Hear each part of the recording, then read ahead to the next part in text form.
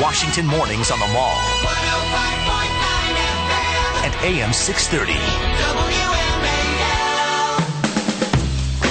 8:07 on WMAL. Good Friday morning to you. It's Brian Neiman. Sherry Jacobus is in for Brian Wilson this morning. Thanks for coming in, Sherry.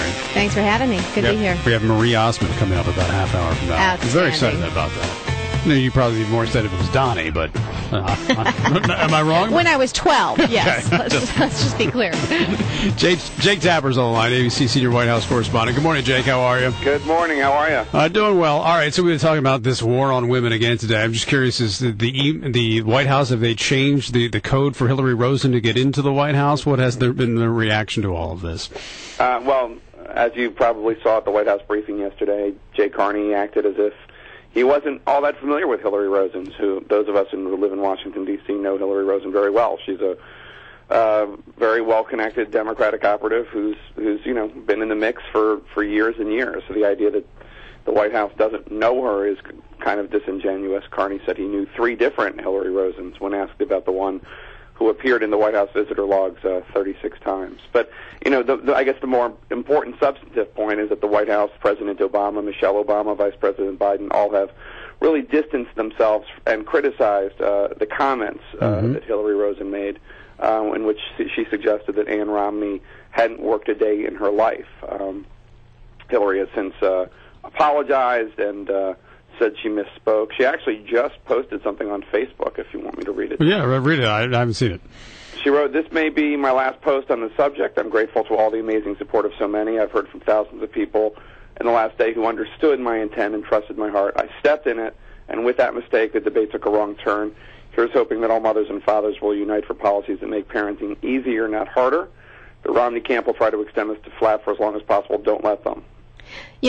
Jake, I have to wonder if that isn't a response because they know they were losing that all these months now since they launched this whole lie about this alleged GOP war on women. They weren't issuing these statements about we don't feel that way. They're now saying, we now have Democrats, including Hillary Rosen, saying, well, no, we never said that. And, of course, we've been playing clips all day saying that, well, there's Democrats all over the place saying that. So, it's possible that this change in tone from the White House is because they know it's hurting them in the polls. In January, Romney was beating Obama in the polls with women, and that's why they came up with this. So, do you think there's a chance that their new tone is politically motivated, perhaps? Well, I don't see any evidence that the campaign that the Democrats have made about Romney and women's issues, which you're right, the Democratic operatives and I think the Democratic Congressional Campaign Committee even labeled a war on women. Mm-hmm. I don't see any evidence that was failing. If anything, it looked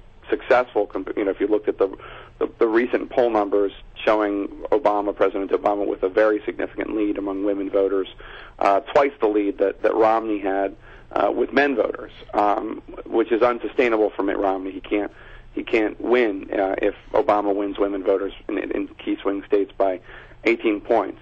I don't, obviously, the Hillary Rosen's comments are ones that the White House, immediately disagreed with Jim Messina, the campaign manager, and David Axelrod, the senior advisor of the campaign, taking to Twitter that night, 2 nights ago, to say that they found the comments offensive and objectionable. They obviously sensed that it could do them some harm, which is why everybody, ranging from the president to the vice president to the first lady, weighed in. Well, that was my point. That was my point. That when they thought using the term "war on women" helped them, they kept it up. The minute something with regard to women hurt them, they all jumped and said, "No, we aren't doing this. We don't want to do this." So that was kind of my point. But I'm looking at this new poll that came out, Gallup, or not Gallup. This is the Fox News poll. And I don't know. There's some Gallup and Rasmussen polls listed as well. But this new poll has Romney beating Obama just slightly. I know recent polls have all been close, but apparently this is only the second time in recent months that it's been Obama on top. And what's really interesting, and this is before the Hillary Rosen flat, by the way, these numbers could get even better for Romney in the next couple of days. But what's interesting is that the independents in this poll are breaking for Romney. 43% say that they're going to back him, while just 37% say they would support the president. What is the White House saying about these numbers? Do they seem like they're in a panic, or what is the campaign saying? Well, I don't check in with them every time there's a poll. I mean, I think that in general, The feeling in the White House is and the Romney campaign for that matter, is that this will likely be a very, very tight election, and we're likely to see a lot of fluctuations in the polls with Romney up one day and Obama up another. And obviously the race for independence, as you point out, is critical. The race for women voters is critical. And I think much more important than Hillary Rosen's comments or Eric Fernstrom's comments about Etch-a-Sketch or any of these kind of little day-to-day flaps is the unemployment numbers, which remain above 8%, and the right track, wrong track numbers, if you look at polls, which I think last time I saw 63% of the country thought the nation was on the wrong track. Those are the numbers and the issues that are most important for the president's reelection, for Mitt Romney's election, and those are the ones that seem the most pessimistic for President Obama. One last question on Hillary Rosen. If she's been to the White House 35 times, do you have any idea what she was doing there, who she was meeting with? I mean, it's all in the visitors' logs, that each meeting, who she was meeting with. Sometimes it was with Anita Dunn, who is now her business partner at a public affairs firm. At the time, she was White House communications director.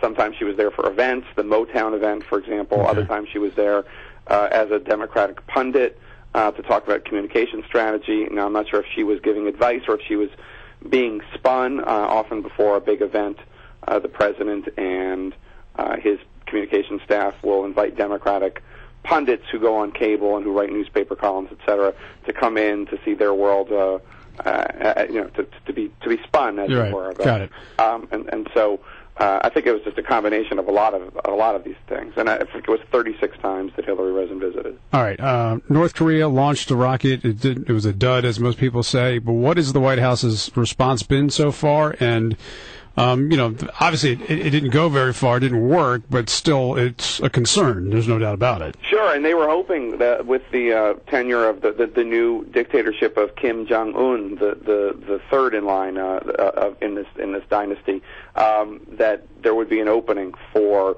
a new relationship, and obviously that did not come to fruition. First of all, there was, to be honest, some snark from the administration about how poorly the rocket did, how anybody buying technology from North Korea should think twice. But then more seriously, there was a conversation about how it's important for North Korea to get to the table, and obviously the threat about ending the aid to the starving people of North Korea as a result of as punishment for this launch is still very much on the table. All right, I know you're not on this week, but I'm not. But George will be on, and he'll be interviewing Treasury Secretary Tim Geithner. Okay, all right. And obviously, the big conversation about Hillary Rosen will continue. All right. Thanks as always, Jake. We always appreciate it. Thanks, guys. Jake Tapper, senior White House correspondent for ABC News.